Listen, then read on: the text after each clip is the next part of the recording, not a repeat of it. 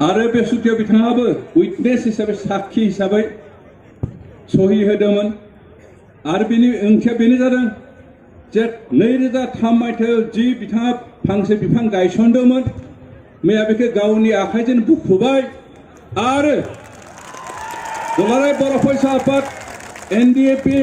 People joint action committee for Bodoland movement आरो UPPL जयैनो बेयाव गोदान मोनसे बिफां गायसनबाय जाय बिफांखौनो जों दिनै बिटिआर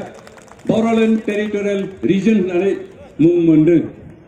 बेनिखायनो बर'फोरनि थाखाय मोनसे मुगा जोब्बाय दिनै गोदान मुगा आराम्भ जाबाय जागायजेनबाय। दिनै बे सुक्तिनि गेजेरजों जिफोर मोन्थाय दिनै भारत सरकारनिफ्राय मोन्दों बेखौ जों बोरैहाय मोजाङै इमप्लिमेन्ट खालामनांगौ बेखौ गोसो होनानै खामानि मावनायनि सम सफैबाय। बेनिखायनो रायजो राजाफोरखौ खावलायदों सुक्ति खालामनायानो गिदिर बाथ्रा नङा खिन्थु सुक्ति खालामनानै जि मोन्दों सरकारा जोंनो जि मोन्थाय जि गोहो होदों